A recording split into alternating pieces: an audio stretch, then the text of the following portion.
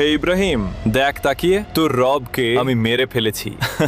আল্লাহ তাআলাকে মেরে ফেলার জন্য নমরুদ আকাশে উঠেছিল। এরপর কি হয়েছিল জানলে আপনিও অবাক হবেন। হযরত ইব্রাহিম আলাইহিসসালাম যখন নমরুদকে আল্লাহ তাআলার প্রতি ঈমান আনতে বললেন, তখন ঈমান তো আনলই না, বরং উল্টো করে বলে দিল, হে ইব্রাহিম, অচিরেই তোমার আল্লাহকে হত্যা করে তার রাজ্য দখল করে নেব। এরপর সে শয়তানের পরামর্শ অনুযায়ী চাকটি শকুনের গায়ে তার বানানো জানটিকে বেঁধে নিল। এদিকে শকুন যেন উপরে ওঠে সেজন্য চাকটি মহিষ জবাই করল এবং তার গোশত শকুনের মাথায় এমন ভাবে বেঁধে দিল। শকুন সেগুলো খাওয়ার জন্য যখন উড়াল দিত তখন গোশত উপরে উঠে যেত। এদিকে নমরুদও দিন দিন উপরে উঠতে লাগলো। এভাবে 3 দিন 3 রাত উপরে উঠে নমরুদ আল্লাহ তাআলাকে মারার জন্য তীর নিক্ষেপ করলো। তখন আল্লাহ তাআলা তীরের মাথায় মাছের রক্ত মিশিয়ে আবার নিজে নিক্ষেপ করলেন। তখন নমরুদ দেখে বলল, হে ইব্রাহিম, দেখো তোমার রবকে হত্যা করে ফেলেছি। তখন হযরত ইব্রাহিম আলাইহিস সালাম বললেন, আরে নমরুদ, আমার আল্লাহর কোনো মরণ নেই। তীরের মাথায় রক্ত মাখিয়ে তোমায় সান্ত্বনা দেওয়া হয়েছে। আপনিও যদি আল্লাহর কুদরতি ক্ষমতা সম্পর্কে